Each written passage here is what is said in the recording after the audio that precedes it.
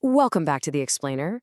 Today, we're diving into a character study that is just incredibly tragic. We're not just talking about a simple tale of good guys versus bad guys here. We're looking at the terrifying descent of an elite, highly disciplined assassin who morphs into a purely corrupted shadow wraith. We're going to examine the life, the death, and the horrifying rebirth of Baihan.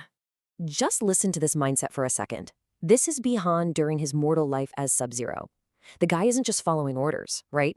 He honestly believes he and his clan are inherently superior to everyone else. He's looking at the grand design of the realms and thinking, you know what? I should be in charge. That intense earthly pride, that is the absolute foundation of his entire tragic arc. But here is the crazy part. His actual destiny is the exact opposite of that mortal pride. He doesn't get to lead Earthrealm. No. His fate is to become the ultimate incarnation of evil, this terrifying entity we know as Noob Saibot. He goes from wanting to conquer the light to literally becoming the embodiment of darkness, completely stripped of every ounce of the humanity that gave him that ambition to begin with. So to really understand this monster, we've got to rewind. Who was Bihan before the fall? Well, he was the original Sub-Zero. Now, he was never a classic hero. He was a cold, incredibly calculated, and vicious assassin for the Lin Kuei clan. It's kind of this chilling reminder that total corruption rarely happens overnight. It starts with years and years of small moral compromises. He stayed neutral in the grand universal conflicts, but man, he was absolutely ruthless in his methods. Let's consider what anchored him as a mortal. Baihan was fiercely loyal to the Lin Kuei, acting as the heir to the Grand Master. He also had this profound, unbreakable bond with his younger brother, Kuai Liang. And his power? Completely staggering. We're talking about the ability to flash freeze enemies to negative 500 degrees Fahrenheit, which, if you know your physics, is actually colder than absolute zero. Literally impossible in our world, but it perfectly illustrates just how unnatural his power was. But pay attention to how he fought. It relied heavily on defensive constructs, like ice clones and armor. He was measured. He was always in control. And his earthly pride was just off the charts. He absolutely hated being called a ninja. He was a Lin Kuei warrior, and he wore that title with aggressive arrogance. But, that's a very human trait, isn't it? Having pride in your heritage, your training. And it's exactly that deeply human pride that was about to be violently, surgically ripped away from him. Okay, so what pushed him over the edge?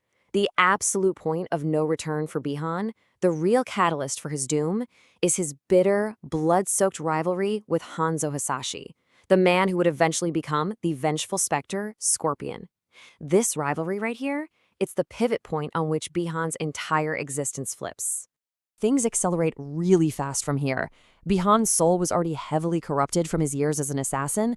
Then, massive tragedy strikes. The rival Shirai Ryu clan is massacred, and Bihan gets falsely blamed for wiping them out and for murdering Hanzo's family. This whole false accusation boils over at the Mortal Kombat tournament, where a resurrected Scorpion murders Bihan in cold blood.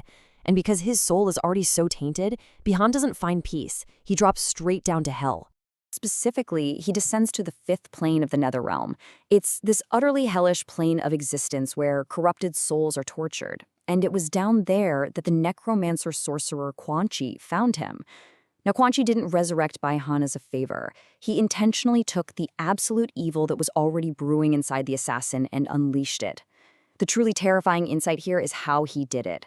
True evil was unleashed not by adding darkness, but by systematically, surgically stripping away everything that made Baihan human.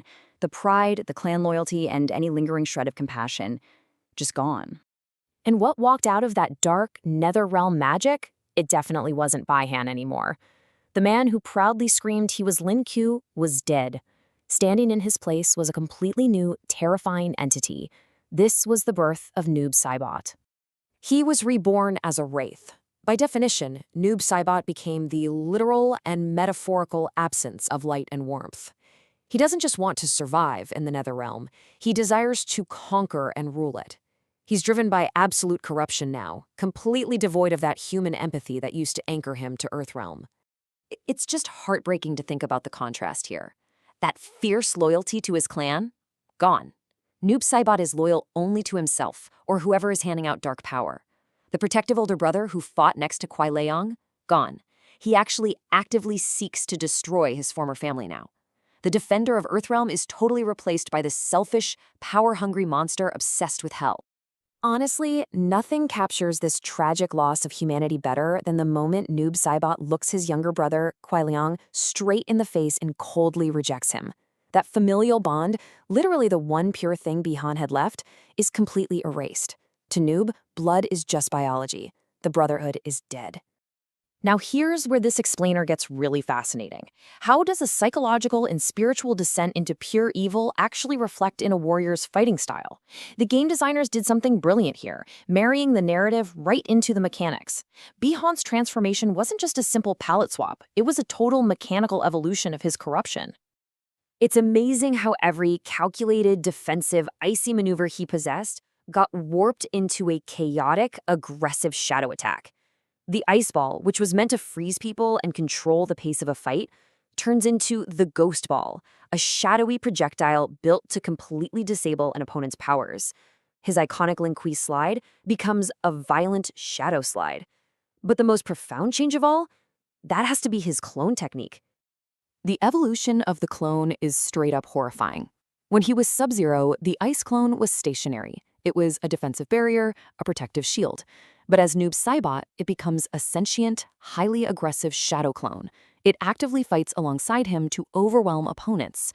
In the most brutal versions of this, Noob literally summons the clone inside a live opponent, pouring dark energy into them just to tear them apart from the inside out. Or he drags them through infinite nightmare portals. His perfect, measured defense morphed into pure, sadistic offense. Even the weapons he creates reflect this decay. As Sub-Zero, his constructs were structured and elegant, beautifully molded ice swords, perfectly shaped daggers, and frost hammers. But once he embraces the darkness, those weapons become jagged sickles and scythes. It's direct, undeniable symbolism of the Grim Reaper himself. He went from a disciplined warrior to an absolute avatar of death. And what's really interesting is how the lore keeps evolving this theme.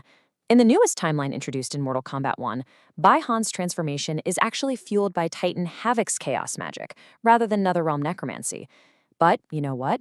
Despite the different magic source, the tragic result is identical. He looks at his own horrific corruption and actually calls it perfection. So whether he's a wraith corrupted by the deathly magics of the Netherrealm, or a chaos wraith warped by the godly anarchy of Titan Havoc, the core tragedy remains absolute.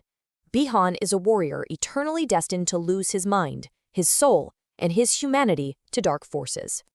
Ultimately, we aren't just talking about a changed moveset in a video game here. This is a truly profound narrative about the consequences of walking a dark path. It's a stark reminder of how years of remorseless, violent actions slowly chip away at our souls, leaving us completely vulnerable to corruption. By descending to that fifth plane of the Netherrealm, the last remaining remnants of Bihan's humanity were just erased forever.